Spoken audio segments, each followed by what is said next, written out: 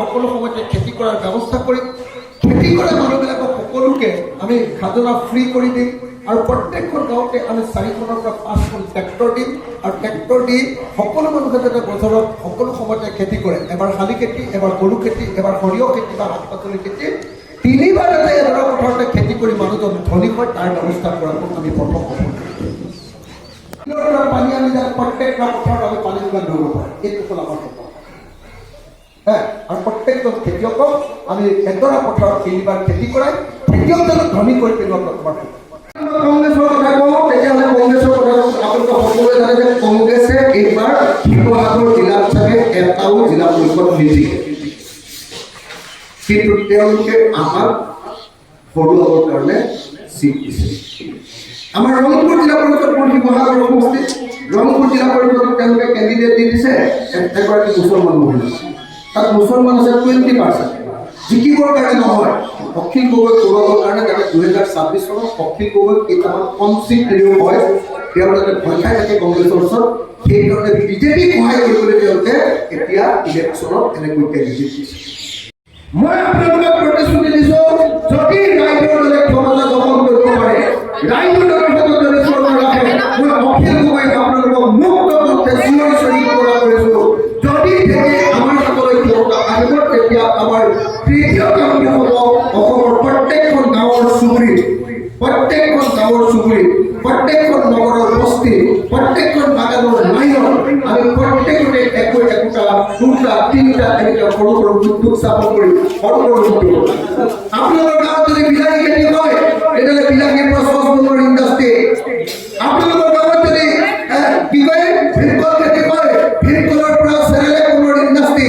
এইবিলাক বস্তু আমি আপোনালোকৰ প্ৰত্যেকখন গাঁৱতে উৎপাদন প্ৰতিষ্ঠা কৰিম আৰু এজনো অসমীয়া মানুহে তাত নিবনুৱা হৈ থাকিব। অসমৰ প্ৰত্যেকজন নিবনুৱাক চৰকাৰী চাকৰি দিয়াৰ ব্যৱস্থা নহয়। মোৰ ক'বলগীয়া একো নাই। মই এনেকৈ নাভাবোৱে যে গৌৰৱ গগৈয়ে পাকিস্তানক গৈ কিবা এটা কৰিছে, কিন্তু মই সেইকাৰণে কালি কৈছিলোঁ যে গৌৰৱ গগৈয়ে পাকিস্তানলৈ যোৱাটো অপৰাধ হ'ব নোৱাৰে। যদি পাকিস্তানৰ কিবা আমাৰ ভাৰতৰ তথ্য, গোপনীয় তথ্য যদি মনে মনে যোগান ধৰিছে, তেতিয়াহে অপৰাধ। ISIৰ যদি এজেণ্ট হৈছে গৌৰৱ গগৈ, তেতিয়া অপৰাধ। কিন্তু পাকিস্তানলৈ যোৱাটো কি অপৰাধ? তেওঁ পাছপৰ্ট লৈ গৈছে, তেওঁ ভিছা লৈ গৈছে, সেইটোকে ডাঙৰকে তিলটোকে তাল কৰি হিমন্ত বিশ্ব শৰ্মাই তিলটোকে তাল কৰি মুখ্যমন্ত্ৰী হিমন্ত বিশ্ব শৰ্মাই গৌৰৱ গগৈক অপৰাধী হৈ যাব খুজিছে। সেইকাৰণে মই এই ক্ষেত্ৰত গৌৰৱ গগৈৰ লগত, কিন্তু গৌৰৱ গগৈ পেটটো বৰ ভাল নহয়। প্ৰব্লেমটো সেইটো, গৌৰৱ গগৈ পেটটো চফা নহয়। তেওঁৰ দেউতাকৰ পেটটো চাফা আছিল, কিন্তু গৌৰৱ গগৈ পেটটো অকণমান লেতেৰা। গৌৰৱ গগৈয়ে আমাক হৰুৱাবৰ কাৰণে কংগ্ৰেছৰ প্ৰাৰ্থী দিছে আৰু আমাৰ লগত বুজাবুজি নকৰিবলৈ কৈ দিছে। সেইকাৰণে গৌৰৱ গগৈক মই ভাবোঁ যে গৌৰৱ গগৈ যদিও হয় সঁচাকৈ অসমৰ মুখ্যমন্ত্ৰী হ'বলৈ আছে, পেটটো অলপ চাফা কৰি লওক। অসমবাসীক এইটোৱে অনুৰোধ জনাম যে অসমৰ মুখ্যমন্ত্ৰীয়ে প্ৰতিশ্ৰুতি দিছে প্ৰতিগৰাকী মহিলাক এটাকে মোবাইল ফোন দিয়াৰ, আৰু আমি প্ৰতিশ্ৰুতি দিছোঁ 4টা, যে আমি যদি শাসনলৈ আহোঁ অসমত 12 মাহে খেতি কৰা ৰাজ্যত পৰিণত কৰিম। 2 নম্বৰ প্ৰতিশ্ৰুতি দিছোঁ যে অসমৰ খেতিয়কবিলাকৰ উৎপাদিত বস্তুৰ MSP বা মিনিমাম ছাপোৰ্ট প্ৰাইচ দিম। 3 নম্বৰ প্ৰতিশ্ৰুতি দিছোঁ যে অসমৰ প্ৰত্যেকখন গাঁৱতে ক্ষুদ্ৰ ক্ষুদ্ৰ উদ্যোগ প্ৰতিষ্ঠা কৰি অসমৰ প্ৰত্যেকজন নিবনুৱা যুৱক যুৱতীক আমি সংস্থাপন দিম। আৰু 4 নম্বৰ প্ৰতিশ্ৰুতি দিছোঁ যে অসমৰ বজাৰ আৰু অসমৰ পথাৰ, এই 2টা বস্তু আমি অসমৰ খিলঞ্জীয়া থলুৱা স্থানীয় মানুহৰ হাতলৈ আনিম। তো মুখ্যমন্ত্ৰীৰ প্ৰতিশ্ৰুতি কি? Mobile phone. আমাৰ প্ৰতিশ্ৰুতি কি?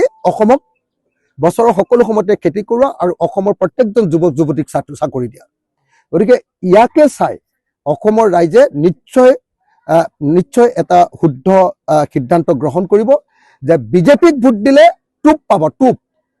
কাৰণ বিজেপি ইয়াৰ আগত বহুতকেইটা টুপ দিছিলে, সকলো মহিলাক অৰুণোদয় দিম, দিলেনে? নিদিলে। তো তাৰপিছত আকৌ কৈছিলে যে সকলো মহিলাৰ মাইক্ৰ' ফাইনেন্সৰ ধাৰ মাৰি দিম, মাৰিলে নে? নেমাৰিলে। আকৌ কৈছিলে 10,000 টকা দিম, 25,000 টকা দিম মহিলাবিলাকক, দিলেনে? নিদিলে। আকৌ কৈছিলে যে 1 তোলা সোণ দিম, দিলেনে? নিদিলে। গতিকে বিজেপিয়ে অকল প্ৰলোভন দিয়ে, মিছা কথা কয়, আৰু আমি বাস্তৱতে অসমখন নতুনকৈ গঢ়িব খোজোঁ। গতিকে নতুনকৈ অসম গঢ়িব খোজা ৰাইজৰ দলক সকলোৱে ভোট দিয়ক আৰু বিজেপিক বৰ্জন কৰক। এইটোৱে হ'ল মোৰ নিৰ্বাচনৰ শেষ দিনটোত ৰাইজৰ প্ৰতি আহ্বান। আমি শিৱসাগৰ জিলাত মুঠতে 7টা জিলা পৰিষদত আমি কেণ্ডিডেট দিছোঁ আৰু আশা কৰিছোঁ যে বেছিভাগ আমাৰ জিলা পৰিষদতে আমি জয়ী হ'ম। কিন্তু দুৰ্ভাগ্যৰ কথা যে বিজেপিত জিকাবৰ কাৰণে আৰু ৰাইজক হৰুৱাবৰ কাৰণে, ৰাইজৰ দলক হৰুৱাবৰ কাৰণে কংগ্ৰেছে সকলো ঠাইতে তেওঁলোকৰ গণভিত্তি নথকাৰ পাছতো তেওঁলোকে সকলো ঠাইতে কেণ্ডিডেট দি ৰাইজৰ দলক হৰুৱাব কৰিছে। বিশেষকৈ ৰংপুৰ জিলা পৰিষদটোত কি কৰিছে, তেওঁলোকে এগৰাকী মুছলমান কেণ্ডিডেট দিছে যাতে মুছলমান ভোটটো আমাৰ পৰা ভাগি যায় আৰু যাতে বিজেপি তাত জিকি যায়। এয়া হ'ল গৌৰৱ গগৈ পলিটিক্স।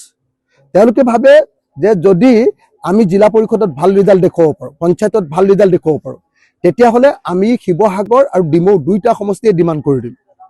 সেইকাৰণে তেওঁলোকে কি কৰিছে, আমাক বাধা প্ৰদান কৰিবৰ কাৰণে গৌৰৱ গগৈ, ভূপেন বৰাহঁতে, শুভ্ৰমিত্ৰ গগৈৰ পৰামৰ্শত কি কৰিছে, আমি দেখিবলৈ পাইছোঁ যে আমাৰ বিৰুদ্ধে কেণ্ডিডেট দিছে।